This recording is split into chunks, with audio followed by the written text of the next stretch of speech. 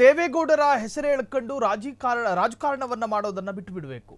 JDS ತನ್ನ ವಿರುದ್ಧದ ಆರೋಪಕ್ಕೆ ದೇವೇಗೌಡರ ಹೆಸರನ್ನ ಬಳಸ್ತಾರೆ.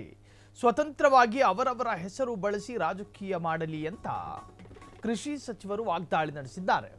ದೇವೇಗೌಡರ ಹೆಸರಿನಲ್ಲಿ ರಾಜಕಾರಣ ಮಾಡೋದನ್ನ ಬಿಟ್ಟು ಬಿಡಬೇಕು. ಜೆಡಿಎಸ್ ತನ್ನ ವಿರುದ್ಧದ ಆರೋಪಕ್ಕೆ ದೇವೇಗೌಡರ ಹೆಸರನ್ನ ಬಳಕೆ ಮಾಡೋದು ತಪ್ಪಲ್ವಾ? ನಿಖಿಲ್ ಕುಮಾರಸ್ವಾಮಿಯ ಜೊತೆ ಏನಾದರೂ ಮಾತನಾಡೋದಕ್ಕೆ ಕೇಳಿದ್ರೆ ನಮ್ಮ ತಾತ ಮಾಡಿರುವಂತಹ ರಾಜಕಾರಣ ನಿಮಗೆ ಗೊತ್ತಿಲ್ವಾ? ಕರ್ನಾಟಕಕ್ಕೆ ಮಾಜಿ ಪ್ರಧಾನಿ ಕೊಟ್ಟಿರುವಂತಹ ಕೊಡುಗೆ ನಿಮಗೆ ಗೊತ್ತಿಲ್ವಾ ಅಂತ ಹೇಳ್ತಾರೆ. ಹಂಗೆ ಹೇಳಬಾರ್ದು. ವೈಯಕ್ತಿಕ ಅವರ ರಾಜಕೀಯ ಶಕ್ತಿಯನ್ನ ಮಾತ್ರ ಮುಂದಿಟ್ಕೊಂಡು ಮಾತನಾಡಬೇಕು. ಕುಮಾರಸ್ವಾಮಿಯ ವಿರುದ್ಧ ಏನಾದರೂ ಆರೋಪ ಕೇಳಿಬಂದಾಗ, ರಾಜಕೀಯವಾಗಿ ಕೆಸರೆರಚಾಟಗಳು ಪ್ರಾರಂಭ ಆದಾಗ ನಮ್ಮ ತಂದೆ ಅಥವಾ ಮಾಜಿ ಪ್ರಧಾನಿ ರಾಜಕಾರಣಕ್ಕೆ ಕೊಟ್ಟಿರೋ ಕೊಡುಗೆ ಮರೆತು ಬಿಟ್ರ ಅಂತ ಹೇಳ್ತಾರೆ. ಹಿಂಗೆಲ್ಲ ಹೇಳೋದಕ್ಕೆ ಹೋಗಬಾರ್ದು. HD ಕುಮಾರಸ್ವಾಮಿ ರಾಜ್ಯಕ್ಕೆ ಮಾಡಿರೋ ಕೆಲಸಗಳನ್ನ ಮಾತ್ರ ಮಾತನಾಡಬೇಕು. ಮೊಮ್ಮಕ್ಕಳಾದ್ರೂ ಸರಿನೇ, ಸೂರಜ್ ರೇವಣ್ಣನೋ, ಪ್ರಜ್ವಲ್ ರೇವಣ್ಣನೋ, ನಿಖಿಲ್ ಕುಮಾರಸ್ವಾಮಿನೋ, HD ರೇವಣ್ಣನೋ, ಯಾರಿಗೆ ಕೇಳಿದ್ರು ಅವರವರ ಕೊಡುಗೆಗಳ ಬಗ್ಗೆ ಮಾತ್ರ ಮಾತನಾಡಬೇಕು. ದೇವೇಗೌಡರ ಹೆಸರು ಹೇಳಿಕೊಂಡು ರಾಜಕಾರಣ ಮಾಡೋದನ್ನು ನಿಲ್ಲಿಸಬೇಕು. JDS ತನ್ನ ವಿರುದ್ಧದ ಆರೋಪಕ್ಕೆ ದೇವೇಗೌಡರ ಹೆಸರನ್ನ ಬಳಸಿಕೊಳ್ತಾರೆ.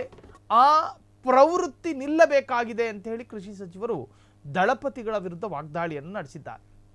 ಆ ಕುಟುಂಬದ ವಿರುದ್ಧ ಏನಾದರೂ ಒಂದು ಆರೋಪ ಕೇಳಿ ಬಂದಾಗ ಆ ಆರೋಪದ ವ್ಯೂಹದಿಂದ ತಪ್ಪಿಸಿಕೊಳ್ಳೋದಕ್ಕೆ ಕುಟುಂಬ ಸದಸ್ಯರುಗಳಿಗೆ ಇರ್ತಕ್ಕಂಥ ಏಕೈಕ ಬಲವಾದ ಅಸ್ತ್ರ ದೇವೇಗೌಡರ ಹೆಸರು ಹೇಳೋದು. ದೇವೇಗೌಡರು ಈ ರಾಜ್ಯವನ್ನು ಆಳಿದ್ದಾರೆ, ಈ ದೇಶವನ್ನು ಆಳಿದ್ದಾರೆ. ಈ ದೇಶಕ್ಕೂ ಮತ್ತು ರಾಜ್ಯಕ್ಕೂ ಅವರ ಕೈಲಾಗುವ ಸಹಾಯವನ್ನು ಮಾಡಿದ್ದಾರೆ. ಆದರೆ ಅವರ ಸೇವೆಯನ್ನ, ಅವರ ಕೊಡುಗೆಯನ್ನ, ಅವರ ರಾಜಕೀಯ ವರ್ಚಸ್ಸನ್ನ ಮಕ್ಕಳಾಗಿ ಬಳಸ್ಕೋಬೇಕು. ನೀವು ಮಾಡಿರುವಂತಹ ಕಾರ್ಯ ಕೆಲಸಗಳು ಮಾತ್ರ ಮುಂದಿಟ್ಟುಕೊಂಡು ರಾಜಕಾರಣದ ಹೇಳಿಕೆಯನ್ನು ಕೊಡಬೇಕು. ಅದು ಬಿಟ್ಟು ಪ್ರತಿಯೊಂದು ವಿಚಾರಕ್ಕೆ ಮಾಜಿ ಪ್ರಧಾನಿಯನ್ನ, ಇಳಿವಯಸ್ಸಿನ ಪ್ರಧಾನಿಯನ್ನ ಎಳೆದು ತರೋದು ಸರಿಯಲ್ಲ. ಕೃಷಿ ಸಚಿವ